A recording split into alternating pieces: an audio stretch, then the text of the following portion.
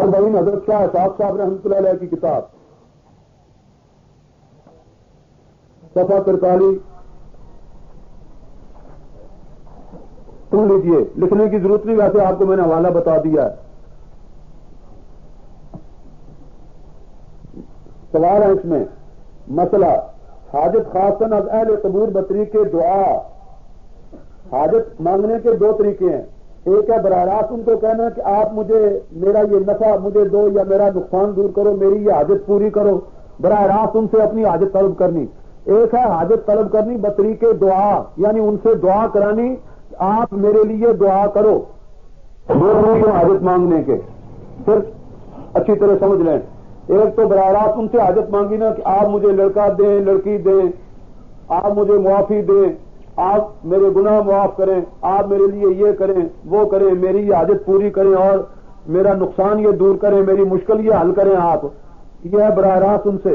ایک ہے ان سے صرف دعا کرانی کہ آپ میرے لیے اللہ کے آگے دعا کریں کہ اللہ مجھے معافی دے، مجھے بخشے، میرے گناہ دور کرے، میرے بیٹے کو شفا دے، میری یہ حاجت پوری ہو، میری یہ مشکل دور ہو، یہ دعا کرانی۔ تو یہ مسئلہ دریافت کیا گیا ان سے کہ حاجت خاصاً از اہل قبور بطریقے دعا و طواف نمودن و بوسہ دادن و سجدہ کردن و گرد قبر روشنی کردن و غلاف پوشیدن و غلاف پوشانیدن و چادر گل انداختن بر جنازہ یا بر قبر و خیمہ و شامیانہ استادہ کردن و نظر کردن برائے غار خدا و شیرینی و طعام نہادن پیشیاں جائز است یا نہ۔ یہ ہے سوال، اس کا آگے آتا ہے جواب۔ جواب بھی سنتے جائیے، جو لفظ لکھنے ہوں گے آپ نے اس مسئلے کے سلسلے میں وہ اخیر میں پھر لکھا دوں گا۔ جواب، استعانت و استمداد از اہل قبور بہر نیج کے باشد جائز نیست۔ بہر نیج، چاہے براہ راست ان سے کچھ مانگنا ہو تو بھی یا دعا کرانی ہو تو بھی، بہر نیج کے باشد جائز نیست، جائز نہیں ہے۔ شیخ عبدالحق آگے فرماتے ہیں، حضرت شاہ اسحاق رحمۃ اللہ علیہ شیخ عبدالحق کی بات، شیخ عبدالحق درشر مشکات شریف کے بزبان عربی نوشتہ می عارض وَأَمَّا الْإِسْتِمْدَادُ بِأَهْلِ الْقُبُورِ فِي غَيْرِ النَّبِيِّ وَالْأَنْبِيَاءِ عَلَيْهِمُ السَّلَامُ فَقَدْ أَنْكَرَهُ كَثِيرٌ مِنَ الْفُقَهَاءِ وَقَالُوا لَيْسَتْ الزِّيَارَةُ إِلَّا لِلدُّعَاءِ لِلْمَوْتَى وَالِاسْتِغْفَارِ لَهُمْ وَإِيصَالِ النَّفْعِ إِلَيْهِمْ بِالدُّعَاءِ وَتِلَاوَةِ الْقُرْآنِ انتہا۔ یہاں تک عبارت نقل کر کے شیخ عبدالحق کی حضرت شاہ اسحاق صاحب رحمۃ اللہ علیہ دہلوی وہ شیخ عبدالحق کی عبارت نقل کر کے فرماتے ہیں، عظیم عبارت شیخ علیہ الرحمت والغفران چنا مستفاد گردید کہ قبور انبیاء علیہ السلام عظیم حکم کے ممانت استعانت و استمداد از اہل قبور مستثنی اند بلحاظ آن کے اشارہ در برزخ حیات ابدی ثابت شدہ کہ دیگرہ سوائے شہداء فی سبیل اللہ ثابت نیست۔ فرماتے ہیں شاہ اسحاق صاحب کہ شیخ عبدالحق صاحب کی اس روایت سے، شیخ عبدالحق کی اس عبارت سے ثابت ہوتا ہے کہ وہ باقی قبروں سے تو دعا کرانی ناجائز سمجھتے ہیں، حاجت چانی کسی طریق سے بھی ہو، کسی نئے سے ہو، چاہے براہ راست مانگے یا ان سے دعا کرائے، تو شیخ عبدالحق کے نزدیک باقی قبور والوں سے تو ناجائز ہے، لیکن انبیاء اور شہداء سے دعا کرا لینی، براہ راست حاجت مانگنی تو وہاں بھی نہیں، دعا کرا لینی، ان سے حاجت پوری کرانے کے لیے دعا کرانی، اس طرح حاجت مانگنی، یہ جائز ہے۔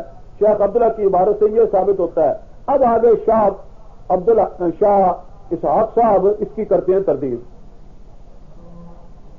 اور شیخ عبدالحق صاحب رحمۃ اللہ علیہ کے متعلق ہمارے علامہ انوار صاحب کی رائے یہ تھی کہ شیخ کی جو کتاب ہے نا اشعۃ اللمعات، مشکات کی شرح، مشکات شریف کی شرح اشعۃ اللمعات فارسی میں ہے، میرے پاس موجود ہے، 4 جلدوں میں ہے، تو اس میں جو ترجمہ کرتے ہیں نا حدیث کا وہ تو ہوتا ہے بڑا اچھا، آگے جو اس کی شرح کرتے ہیں نا فرماتے تھے وہ قابل اعتبار نہیں ہوتی، اس میں کچھ باتیں صحیح ہوتی ہیں، کچھ باتیں ضعیف ایسی آ جاتی ہیں، تو فرماتے تھے شیخ بھی حاتب اللیل ہیں۔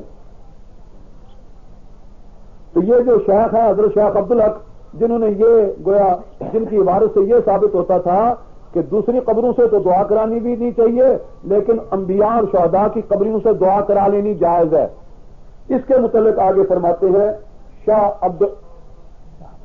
اسحاق، اس کی تردید کرتے ہیں، شیخ عبدالحق کی تردید کرتے ہیں شاہ اسحاق، وحال آن کے وحال یہاں سے تردید شروع کی، لکھ لیجیے اب یہاں سے الفاظ، وحال آن کے حیات آن جا مماثل حیات دنیا نیست نہ درکنار، وہ دنیا کی حیات کے مماثل بھی نہیں. احکام حیات دنیا دیگر، بلکہ احکام حیات دنیا دیگر است. احکام حیات آنجا یعنی برزخ، و احکام حیات آنجا دیگر براں بنا براں این استثناء درست نمی آید. یہ جو شیخ عبدالحق صاحب رحمۃ اللہ علیہ نے استثناء کیا ہے وہ درست نہیں ہے. جو انبیاء کی قبروں کا اور شہداء کا جو استثناء کیا ہے کہ وہاں دعا کرا لینی ان سے جائز ہے قبروں پر کھڑے ہو کر، یہ درست نہیں ہے استثناء یہ بھی. بلکہ حق بات کون سی ہے یہ آگے سنیے. وہ حق آن است، وہ حق آن است. مہربانوں کو کہو کہ لگاؤ ان پر بھی فتوا. وہ حق آن است کہ انکار فقہا عام است کہ اذاں کے استمداد از قبور انبیاء کنند، استمداد از قبور انبیاء کنند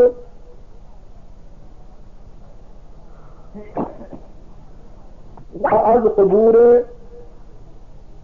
غیر ایشاں کھڑے ہو کر کچھ بھی ان کو خطاب کرنا اس طرح کہ دعا کرانی ان سے، یہ بھی کہ جائز نہیں، ہمہ جائز نہیں. بس صرف صلاۃ اور سلام پڑھ سکتا ہے اللہ اللہ اور خیر صلی اللہ.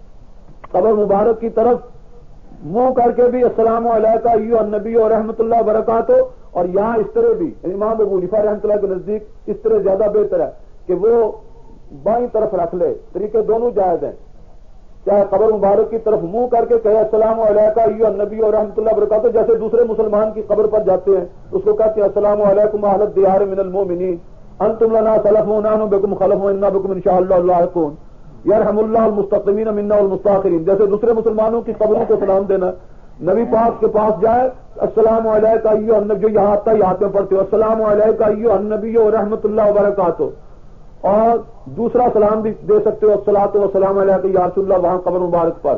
تو بہرحال سلام چاہے منہ قبر مبارک کی طرف مواجہت میں کر دے اور چاہے آپ کے سرانے کی طرف، قبر مبارک کے سرانے کی طرف کھڑا ہو جائے قبلے کی طرف منہ کر کے، قبر مبارک کے سرانے کی طرف، سر کی طرف، قبر کے سر کی طرف کھڑا ہو جائے اور منہ کرے قبلے کی طرف، اور قبر مبارک کو اپنی سلام پڑھنے والا، سلام عرض کرنے والا اپنی بائیں جانب کر لے. بات سمجھ میں آئی کوئی نہیں آئی؟ القبر ان یسارے ہی، اپنی بائیں طرف منہ جو قبلے کی طرف کرے گا. قبر کے اگر سرانے کی طرف آپ کھڑے ہوں گے، سر کی طرف، قبر کے کسی قبر کے سر کی طرف آپ کھڑے ہوں گے اور منہ کریں گے قبلے کی طرف، تو قبر تو خام خواہ آئے گی نا بائیں طرف، تو منہ قبلے کی طرف بھی ہو جائے گا اور قبر کی طرف پیٹھ بھی نہیں ہوگی. بات میں آئی؟ دونوں کام پورے ہو گئے نا. قبر کی طرف پیٹھ بھی نہیں ہوئی اور منہ بھی قبلے کی طرف ہو گیا. وہ کہتے ہیں اسی طرح السلام علیکہ ایھا النبی و رحمۃ اللہ کہو یا دوسرا سلام کہو، تو چاہے قبر کی طرف منہ کر کے کہہ دو، چاہے قبر کو بائیں طرف کر لو اپنے اور منہ کر لو قبلے کی طرف. تو بہرحال باقی جتنے امام ابو حنیفہ کا تو یہ مسلک ہے کہ منہ قبلے کی طرف کرو اور قبر کو دائیں طرف کر لو، بائیں طرف کر لو. لیکن باقی ائمہ تینوں، امام شافعی، امام مالک، احمد بن حنبل، وہ کہتے ہیں کہ سلام کے وقت قبلے کی طرف منہ کرنے کی بجائے قبر مبارک کی طرف ہی منہ کر لینا چاہیے. ہمارے امام اعظم رحمۃ اللہ فرماتے ہیں کہ وہ دونوں روایتیں ان سے کہ قبر کی طرف بھی منہ کر سکتا ہے، اور زیادہ روایت جو ہے ان سے وہ یہی ہے کہ ان یجعل القبر ان یسارے ہی، اپنے بائیں طرف قبر مبارک کو رکھے، قبر کے سر مبارک پر کھڑا ہو جائے اور بائیں طرف قبر مبارک ہو اور منہ کرے قبلے کی طرف، تاکہ وہ فضیلت بھی حاصل ہو جائے. اور اس میں ایک اور بھی فائدہ ہے، اس طرح اگر نبی پاک کی قبر مبارک کی طرف جیسے امام اعظم رحمۃ اللہ ہمارے فرماتے ہیں، اس طرح اگر آپ پڑھیں گے نا کہ قبر مبارک ہو جائے بائیں طرف اور منہ ہو قبلے کی طرف، تو وہ جس جگہ کو نبی پاک نے فرمایا ہے نا روضۃ من ریاض الجنہ، جنت کے ٹکڑوں میں سے ایک ٹکڑا، باغوں میں سے ایک باغ، اس جگہ کھڑے ہونے کی نوبت مل جاتی ہے. وہ اس جگہ کھڑا ہوگا اسی ٹکڑے میں تو قبر ہوگی بائیں طرف اور منہ ہوگا قبلے کی طرف، 2-3 فضیلتیں حاصل ہو جائیں گی. تو بہرحال وہ تو دونوں طرح جائے، چاہے قبر مبارک کی طرف منہ کرے یا ادھر بائیں طرف کر لے قبر مبارک کو اور منہ قبلے کی طرف کر لے. تاریخ اشارے علامہ ابن حجر فتح الباری والے جز 7 فتح الباری جلد 7 صفحہ 280 آخری لفظ نوٹ میں کرا دوں گا. وَلَفْظُهُ ثُمَّ صَعِدَ الْمِنْبَرَ كَالْمُوَدِّعِ لِلْأَحْيَاءِ وَالْأَمْوَاتِ وَتَوْضِيعُ الْأَحْيَاءِ ظَاهِرٌ لِأَنَّ سِيَاقَهُ يُشْعِرُ بِأَنَّ ذَلِكَ كَانَ فِي آخِرِ حَيَاتِهِ صلى الله عليه وسلم. وَأَمَّا تَوْضِيعُ الْأَمْوَاتِ فَيَحْتَمِلُ أَنْ يَكُونَ الصَّحَابِيُّ أَرَادَ بِذَلِكَ انقطاع زِيَارَتِهِ الْأَمْوَاتَ بِجَسَدِهِ لِأَنَّهُ بَعْدَ مَوْتِهِ وَإِنْ كَانَ حَيًّا فِي حَيَاةٍ أُخْرَوِيَّةٍ لِأَنَّ بعد موته وإن كان حيا فهي حياة أخروية لا تشبه الحياة الدنيا پہ نہیں ہے. نبی علیہ الصلوۃ والسلام کی موت کے بعد حیاتی اخروی ہے جو کہ دنیاوی حیات کے مشابہ بھی نہیں. اب رہی یہ بات کہ وہ جسم انسانی کون سا ہے، ذرا سن لیں پہلے. اب رہی یہ بات وہ جسم انسانی کون سا ہے جس کے اندر شہداء کی روحیں حلول کرتی ہیں، حواصل طیور خضر میں سوار ہوں گی. آیا وہ وہی جسم انصری ہے یا کوئی دوسرا جسم ہے؟ اس کی تحقیق کے لیے کشف کی ضرورت ہے کیونکہ نص اس سے ثابت ہے. اصل کشف اہل کشف کو معلوم ہوا ہے کہ عالم برزخ میں انسان کو جسم مثالی عطا ہوتا ہے جو اسی جسم انصری کے مشابہ ہے. مولانا تھانوی حصہ سوم اشرف الجواب صفحہ 21 صفحہ 213 اور 214 صفحہ 213 214 حصہ سوم کہ وہ صرف سن لیں، حوالہ نوٹ کر لیں صرف اس کا. صفحہ 128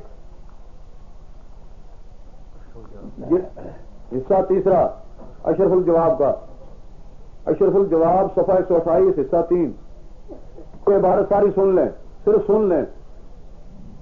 مگر صوفیہ اس کے قائل ہوئے ہیں کہ دوسرا بدن جو مشابہ اسی بدن انصری کے ہوتا ہے، ذرا غور سے سنیے گا، مگر صوفیہ اس کے قائل ہوئے ہیں کہ دوسرا بدن جو مشابہ اسی بدن انصری کے ہوتا ہے عالم برزخ میں دیا جاتا ہے.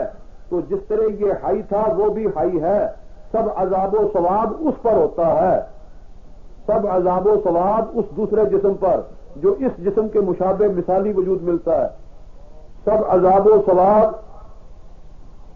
اس پر ہوتا ہے. اور اس بدن کی طرح اسے بھی حص ہوتی ہے، بلکہ اس سے زیادہ حص ہوتی ہے کیونکہ اس کا مادہ لطیف ہوتا ہے.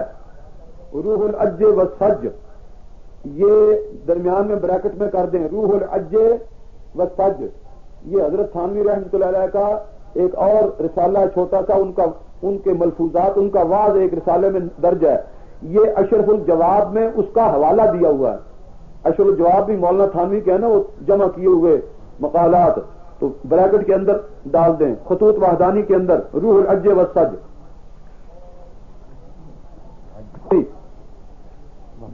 صفحہ 287 جلد 3 حصہ 3 اشرف الجواب کا.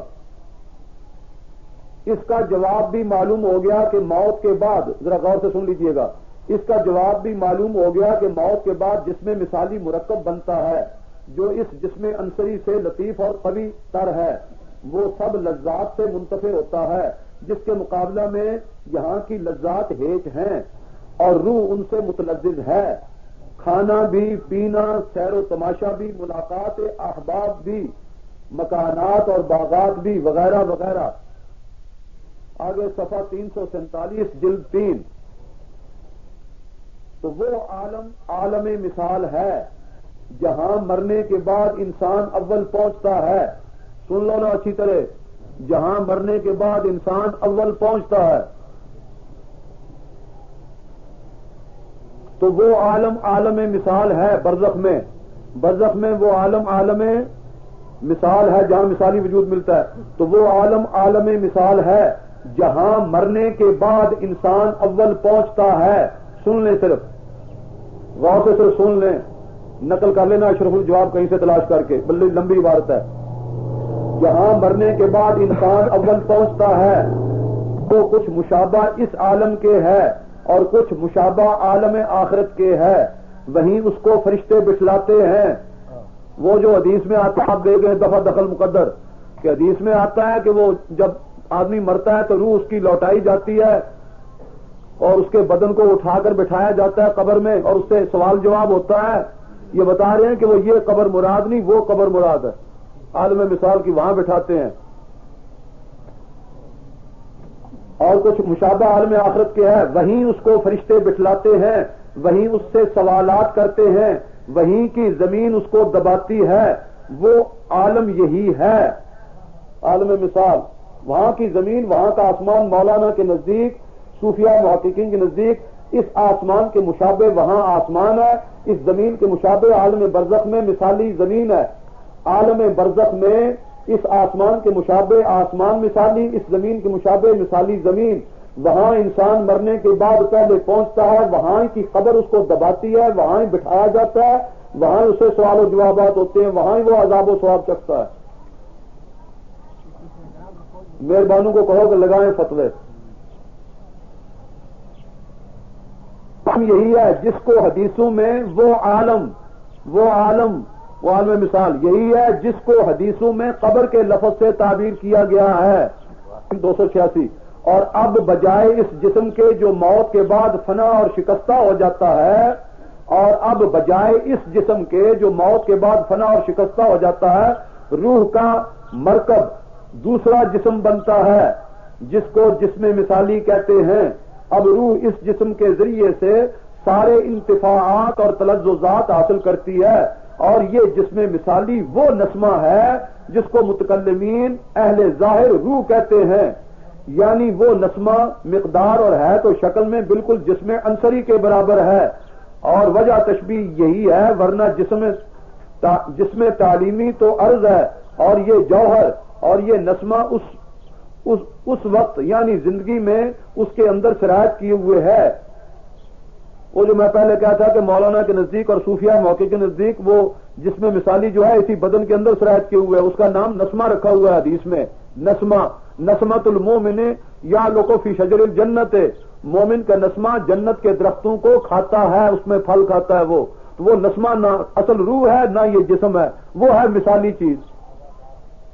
اس لیے علامہ انور شاہ صاحب نے بھی فیض الباری میں فرمایا ہے، والحدیث اسند العقلا والشربا الی النسمۃ دون الجسد الترابی والروح. والحدیث اسند العقلا والشربا الی النسمۃ دون الجسد الترابی والروح. فیض الباری جلد 2 اور جلد سوم لکھ لو. فیض الباری جلد سوم. دوم میں ایک اور پورا لمبا سلسلہ ہے، سوم لکھ لو، وہاں آسانی سے مل جائے گا. اس آیت وہ ترجمۃ الباب ہے امام بخاری کا، ولا تحسبن الذین قتلوا فی سبیل اللہ امواتا. وہاں شاہ صاحب شہداء کی اور انبیاء کی حیات کی بحث کرتے کرتے تیسری جلد میں یہاں آگے لکھا ہے وہ حدیث بھی نقل کی ہے کہ نسمۃ المومن یا لوگ فی شجر الجنت، اور اسی حدیث کے ماتا سے آگے لکھتے ہیں والحدیث اسند العقلا والشربا الی النسمۃ دون الجسد الترابی والروح. وہ نسمے کو صوفیہ کرام کہتے ہیں مثالی وجود، جس طرح وہ مصل علی الجنت والنار یا مصل علی النبیون فصلیت بہم، یا کانی انظر الی موسیٰ، اور وہ اونٹوں کا دیکھنا، دجال کو بھی دیکھنا. اچھا جی، خیر آپ سنتے جائیے. اور یہ نسمہ اس وقت یعنی زندگی میں تو اس کے اندر سرایت کیے ہوئے ہے، اور موت کے وقت وہ الگ ہو جاتا ہے روح کے ساتھ ہی. یہی جسم مثالی ہے جو موت کے بعد روح حقیقی کا مرکب بنتا ہے، مرکب یعنی سواری. اور یہ جسم مثالی گو مادی ہے، مگر اس جسم عنصری سے زیادہ لطیف اور قوی ہے. غرض ایک تو جسم یہاں ہے اور ایک جسم ہے عالم مثال میں، اور وہ مشابہ ہے اس جسم کے. یہ جسم بعین ہی نہیں ہے، تو عالم مثال میں بدن بھی مثالی ہے، وہاں کی دوزخ بھی مثالی ہے. بس اس عالم مثال ہی کا نام قبر ہے. بس اس عالم مثال ہی کا نام اصل قبر ہے، کیونکہ وہ جو عالم مثال ہے وہیں اس کو عذاب قبر بھی ہو جائے گا۔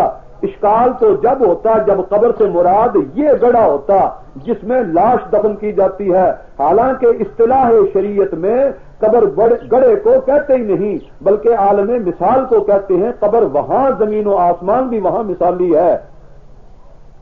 جس وقت انسان مرتا ہے پہلے اس عالم مثال میں جاتا ہے، وہاں ایک آسمان بھی ہے مشابہ دنیا کے آسمان کے، اور ایک زمین بھی ہے مشابہ دنیا کی زمین کے، اور ایک جسم بھی ہے مشابہ اس جسم کے، لیکن وہ بھی ہے جسم ہی، تو مرنے کے بعد روح کے لیے ایک جسم مثالی ہوگا۔ ہاں تو ہندی کی چندی کر کے بتائیے مولا نے ساری کسر نکال دی، یعنی کر کے ساری کسر نکال دی۔ اب بتائیے جی علماء دیوبند میں اکابرین میں پھر دونوں گروہ موجود ہیں نا، اور دنیاوی حیات کہنے والے بھی اور برزخیہ حیات کہنے والے بھی۔ تو اب کس پر فتویٰ لگائیں گے آپ؟ ہم پر تو لگا دیجئے بڑی خوشی سے۔ چشم ماں روشن دل ماں شاد، بدم گفتی و خرزندم افاق اللہ نکو گفتی، جو مرضی کہیں آپ۔ لیکن یہ اکابرین کے متعلق خاص کر حضرت تھانوی رحمۃ اللہ جو اکابرین ہیں، اکبر الاکابرین ہیں، ان کے متعلق کیا رائے ہے؟ تو حساب کتاب کا معاملہ بھی لکھ گئے، قبر کا معاملہ بھی لکھ گئے، عذاب و ثواب کا بھی لکھ گئے، روح مثالی کا بھی لکھ گئے، انبیاء کے متعلق بھی فرما گئے، باقی انسانوں کے متعلق بھی فرما گئے، حیات دنیاوی اور برزخی کا بھی ذکر کر گئے۔ سب سے پہلے تھے نا تقی الدین سبکی جنہوں نے دنیاوی حیات کی بحث چھیڑی، نمبر 2 پر پھر آئے جلال الدین سیوطی دنیا کی حیات بڑے زور سے لکھنے والے، اور وہ تھے دونوں شافعی، اور ہم حنفیوں میں سے سب سے بڑے اس دنیاوی حیات کو ماننے والے آئے شیخ عبدالحق دہلوی۔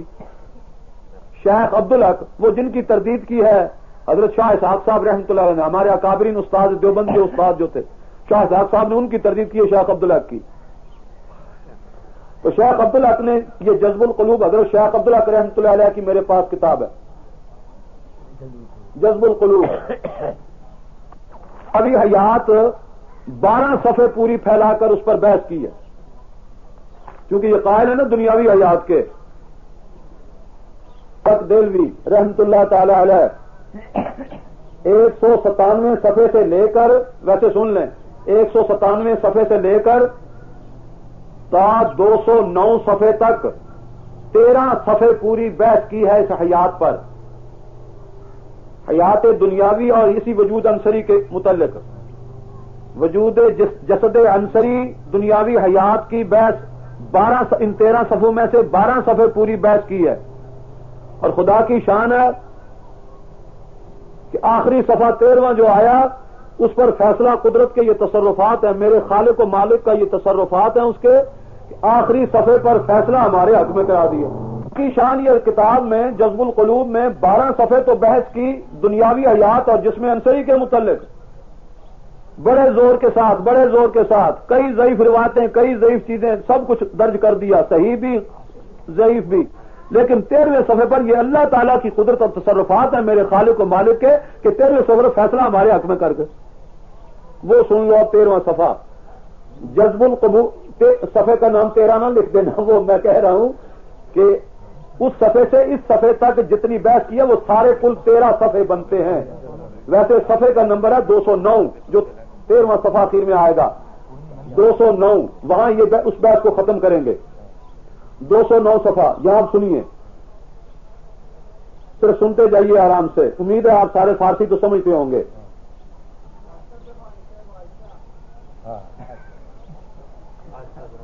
وہ میں پڑھوں گا تو آہستہ، لیکن یہ لکھنے بہت لمبا ہے، یہ لکھا نہیں جائے گا پورا۔ جذب القلوب آپ خرید لیں گے نا تو اس جذب القلوب میں سے پھر نوٹ کر لیجئے گا۔ ہاں وہ خلاصہ مطلب من بخانن و شمارا تحریر نہ کنید،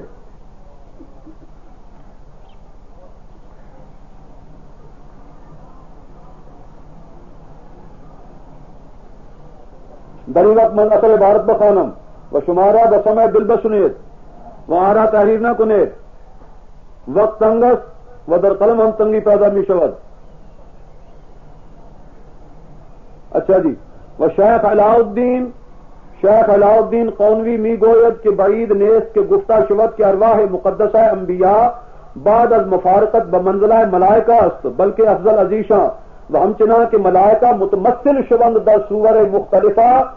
در صور مختلفہ کذالک جائز باشد کہ ارواح مقدسہ انبیاء نیز متمثل گردند وہ ممکن است کہ تصرف مرباز خواص عباد را در حالت حیات نیز دست دہد و روح واحد را در ابدان متعددہ غیر بدن معہودہ متصرف گردد چنانچہ بعض محققین در تسمیہ ابدال گفتان کے گاہے یکے عزیشہ بمکان رود و در مکان اول شبہ و مثال در بدل خود بگزارد و سادہ صوفیہ قدس اللہ سادہ یعنی سادات صوفیہ محققین صوفیہ سادات صوفیہ و سادات صوفیہ قدس اللہ اسرارہم عالم متوسط در عالم اجساد و ارواح اس بات کردہ اند کہ آرا عالم مثال گویند الطف از عالم اجساد و اکسف از عالم ارواح و ظہور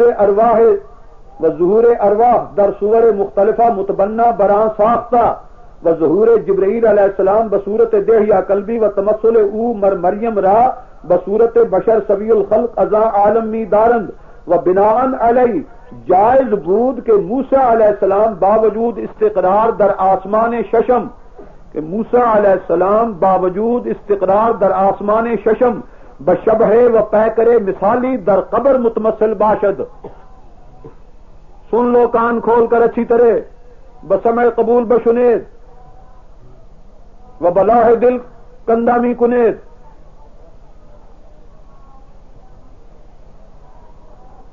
کہ موسیٰ علیہ السلام باوجود استقرار در آسمان ششم بشبہ و پیکر مثالی در قبر متمثل باشد کہ وہ مثالی وجود آسمان میں جو ملاقات ہوئی وہ بھی روح کے ساتھ مثالی وجود ہو اور یہ جو قبر کے اندر نماز پڑھتے دیکھا در قبر کہ رہ تو موسیٰ قائما یصلی فی قبرہ ہی یہاں بھی وہ کیا ہو پیکر مثالی ہو اور بیت المقدس میں بھی پیکر مثالی یعنی زمین پہ بھی زمین میں قبر میں بھی پیکر مثالی اور آسمان پر بھی ہر دو مکان پیکر مثالی. حضرت صلی اللہ علیہ وسلم اورا یعنی موسیٰ را اورا در ہر دو مکان مشاہدہ فرمودہ و بعد از اثبات عالم مثال و بعد از اثبات عالم مثال جواب از مسائل کثیرہ بیروں آید و اشکالات بسیار مثل بیان سیاحت جنت در و رویت او در عرض حائط مثلا منحل گردد. فرماتے ہیں کہ عالم مثال کو تسلیم کیا جائے مثالی وجود کو عالم مثال کو مانا جائے تو بہت سے اشکالات حل ہو جاتے ہیں اور بہت سے مسائل کا جواب انسان عہدہ برآں ہو جاتا ہے. اگر عالم مثال اور مثالی وجود نہ مانا جائے تو اشکالات حل ہی نہیں ہوتے. یہی مولانا تھانوی نے کہا تھا کہ اب اس کے بعد اشکال حل ہو گیا ہے باقی اشکال رہا کوئی نہیں ورنہ مشاہدے کے بھی خلاف اور شریعت کی بعض اصولوں کے بھی خلاف انسان چلا جاتا ہے. آگے فرماتے ہیں انتہا کلام الشیخ. یہ شیخ علامہ علاء الدین قونوی رحمۃ اللہ علیہ کا سارا نقل کر کے صوفیہ محققین کا پورا نقل کر کے سادات صوفیہ قدس اللہ اسرارہم کا اس کے بعد اب خود رائے دیتے ہیں. دیکھو یہ اللہ کے تصرفات ہیں. 12 صفحے تو ادھر تھے اور یہ 13واں صفحہ اللہ نے ہمارے ہاتھ میں کرا دیا اور مجبور ہو کر آگے کیا کہتے ہیں وہ حقیقت آنست یہ جادو جو سر چڑھ کر بولے خوش طرح باشد کے سر دلبراں گفتہ آیت در حدیث دیگراں. وہ حقیقت آنست کہ تحقیق مسئلہ حیات انبیاء علیہ السلام وغیر عیشا موقوف بمعرفت ای عالم است. جب تک عالم مثال کو تسلیم نہ کیا جائے اس حیات انبیاء کی پتہ ہی نہیں چلتا. اس کا تو مدار اور موقوف علیہ یہی عالم مثال. و تحقیق دیدن حضرت موسیٰ و یونس را علیہ وعلیہم الصلاۃ والسلام بمعرفت زمان و مکان روحانیات و تمییز و فرق آہا الزمان و مکان جسمانیات چنانچہ محققین صوفیہ کردہ اند دست دہد ورنہ دست نہ دہد. تمام آثار، تمام واقعات احادیث کے، قرآن کے جو کچھ بھی ہیں، یہ قابو تب آئیں گے، اشکالات تب حل ہوں گے، سمجھ تب آئیں گے جب وہ عالم مثال تسلیم کرو گے اور مثالی وجود مانو گے، وہاں کے عذاب و ثواب تسلیم کرو گے، ورنہ فرماتے ہیں اشکال حل نہیں ہونے کے، اگر چاہتے ہو کہ دست حد قابو آ جائیں سارے یہ واقعات و امثال و احادیث و آثار، تو اس طرح مان لو۔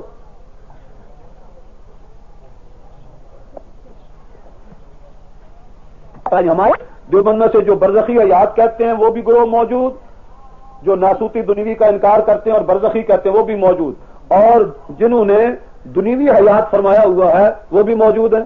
تو فتوی بازی کس پر لگے گی جی؟